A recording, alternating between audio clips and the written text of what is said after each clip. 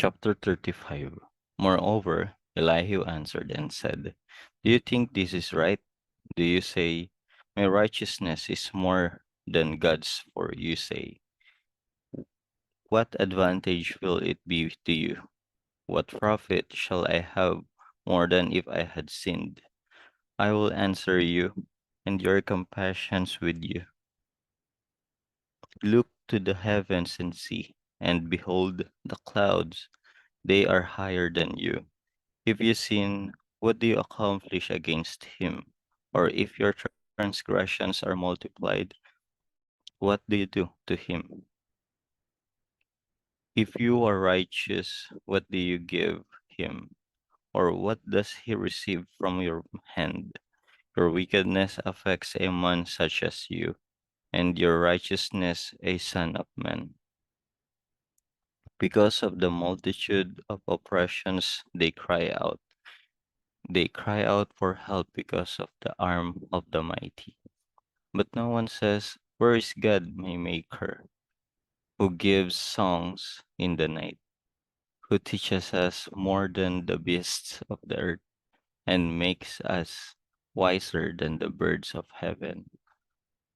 There they cry out, but he does not answer, because of the pride of men. Surely God will not listen to empty talk, nor will Almighty regard it. Although you say you do not see him, yet justice is before him, and you must wait for him. And now, because he has not punished in his anger, nor taken much notice of folly, therefore Job opens his mouth in vain. He multiplies words without knowledge. Chapter 36. Elihu also proceeded and said, Bear with me a little, and I will show you that there are yet words to speak on God's behalf. I will fetch my knowledge from afar. I will ascribe righteousness to my Maker. For truly my words are not false. One who is perfect in knowledge is with you. Behold, God is mighty, but despises no one. He is mighty in strength of understanding. He does not preserve the life of the wicked, but gives justice to the oppressed. He does not withdraw his eyes from the righteous, but they are on the throne with kings, for he has seated them forever, and they are exalted. And if they are bound in fetters, held in the cords of affliction, then he tells them their work and their transgressions, that they have acted defiantly. He also opens their ear to instruction, and commands that they turn from iniquity. If they obey and serve him, they shall spend their days in prosperity, and their years in pleasures. But if they do not obey, they shall perish by the sword, and they shall die without knowledge. But the hypocrites in heart store up wrath. They do not cry for help when he binds them.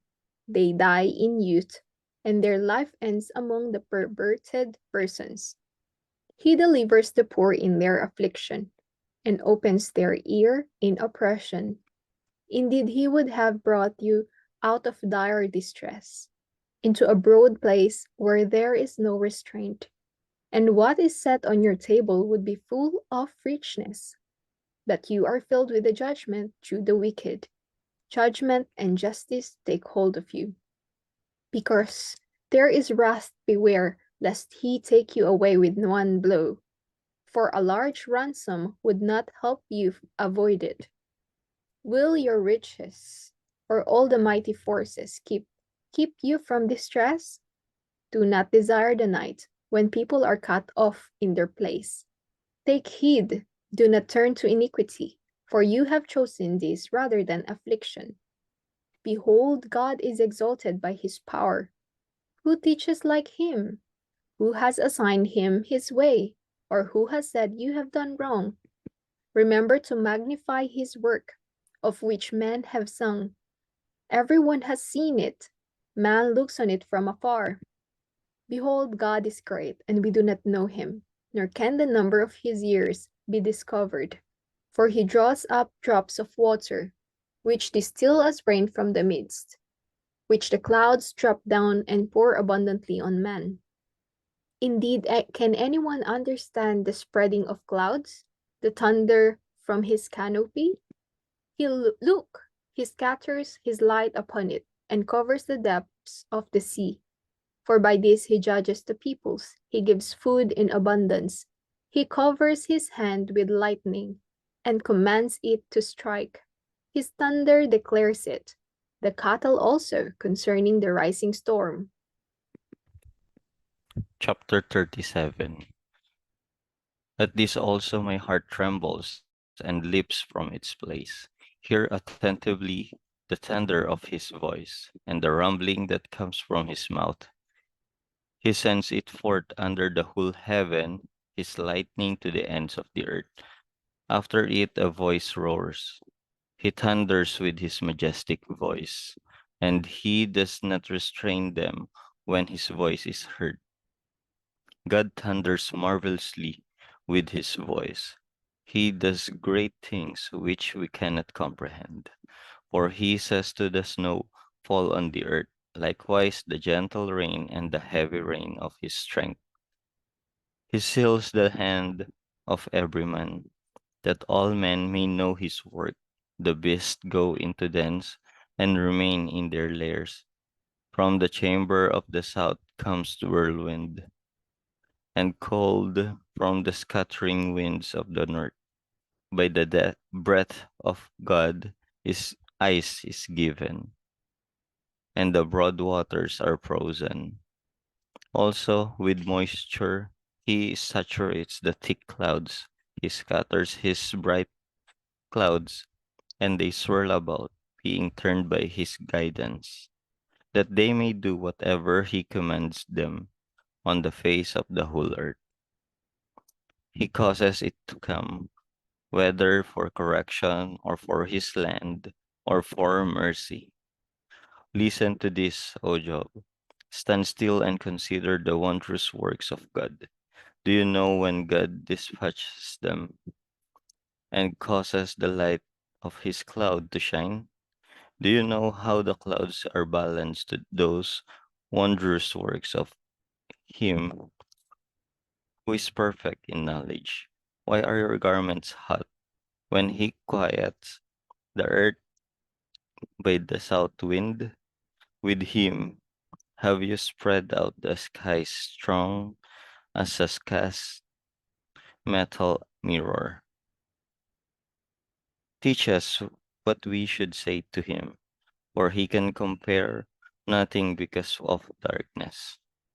Should he be told that I wish to speak? If a man were to speak, surely he would be swallowed up. Even now, men cannot look at the light when it is bright in the skies, when the wind has passed and cleared them. He comes from the north as golden splendor. With God is awesome majesty. As for Almighty, we cannot find him. He is excellent in power, in judgment, and abundant justice. He does not oppress. Therefore, men fear him. He shows no partiality to any who are wise of heart. Chapter 38. Then the Lord answered Job out of the whirlwind and said, who is this who darkens counsels by words without knowledge? Now prepare yourself like a man. I will question you, and you shall answer me. Where were you when I laid the foundation of the earth? Tell me if you have understanding. Who determined its measurements? Surely you know. Or who stretched the line upon it? To what were its foundations fastened? Or who laid its cornerstone? When the morning stars sang together, and all the sons of God shouted for joy?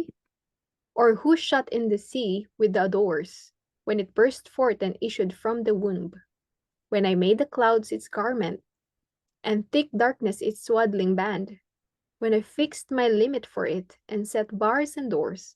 When I said, this far you may come, but no farther, and here your proud waves must stop? Have you commanded the morning since your days began? and caused the dawn to know its place, that it might take hold of the ends of the earth, and the wicked be shaken out of it? It takes on form like clay under a seal, and stands out like a garment. From the wicked their light is withheld, and the upraised arm is broken. Have you entered the springs of the sea?